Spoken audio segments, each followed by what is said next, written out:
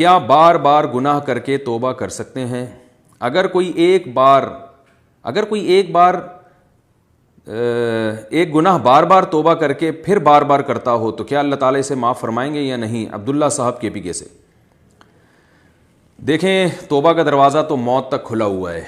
100 بار بھی کوئی گناہ کر کے 100 بار بھی توبہ کرے گا تو توبہ قبول ہوگی، بشرطے کہ وہ توبہ ہو، صرف اوپر کی توبہ نہ ہو، دل سے توبہ ہو. دل سے توبہ کی علامت کیا ہے کہ عزم کر لے کہ آئندہ میں یہ گناہ نہیں کروں گا، پکا ارادہ کرے.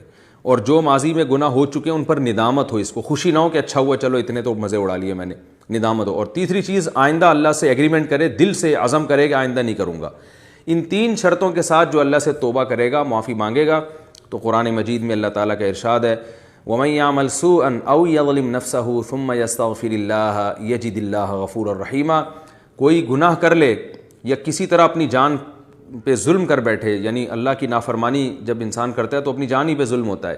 ثُمَّ يَسْتَغْفِرِ اللَّهَ، پھر اس کے بعد وہ اللہ سے توبہ کرے گا، معافی مانگے گا، یجد اللہ غفور الرحیمہ، تو اللہ کو غفور بھی پائے گا اور رحیم بھی پائے گا. یعنی اللہ صرف یہ نہیں کہ گناہ معاف کرے گا بلکہ اس پر رحم بھی کرے گا اللہ تعالیٰ. تو اس میں اللہ نے کوئی یہ شرط نہیں بیان کی ہے کہ 1 دفعہ ظلم کرے، 2 دفعہ، جتنی دفعہ بھی ظلم کرے گا اپنی جان پہ، جتنی دفعہ بھی گناہ کرے گا، جب بھی اللہ کے سامنے توبہ کرے گا تو اللہ کو غفور اور رحیم پائے گا.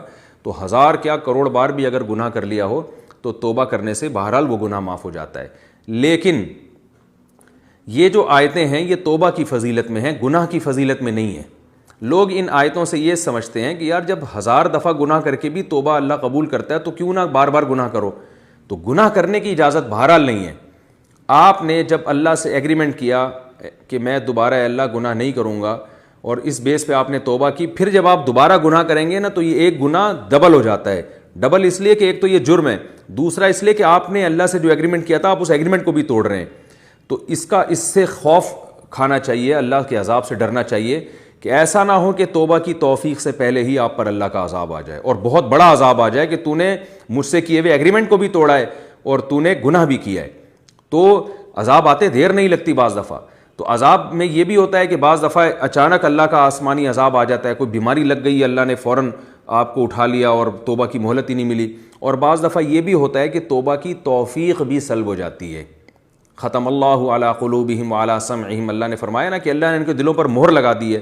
تو بعض دفعہ توبہ کی توفیق سلب ہو جاتی ہے، کیونکہ جب بار بار انسان گناہ کرتا ہے، ایگریمنٹ اللہ سے کیے ہوئے ایگریمنٹ کو توڑتا ہے، تو اس کے دل سے گناہ کی جو برائی ہے وہ ختم ہو جاتی ہے. جب گناہ کی برائی ختم ہو جاتی ہے تو پھر وہ توبہ بھی چھوڑ دیتا ہے. وہ کہتا ہے چھوڑو کیا کرنا ہے توبہ کر کے، اور وہ گناہ سے مانوس ہونے لگتا ہے آہستہ آہستہ.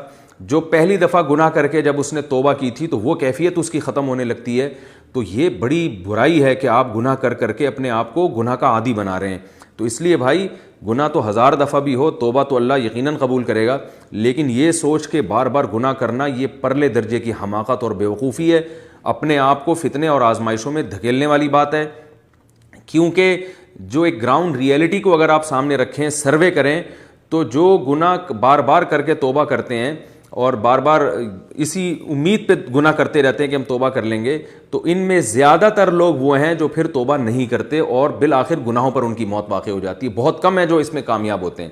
اس لیے عافیت کا راستہ یہی ہے کہ اپنے آپ کو گناہوں سے مکمل بچایا جائے اور گناہوں سے بہت دوری اختیار کی جائے. اللہ نہ کرے کبھی ہو گیا تو انسان پھر فوراً توبہ کرے، لیکن اس امید پہ کہ میں توبہ کر لوں گا، گناہ کرنا بڑی حماقت ہے. علماء کہتے ہیں اس کی مثال ایسے ہے جیسے کوئی اپنا ہاتھ کاٹے، زخمی کر دے کہ میں علاج کرا دوں گا.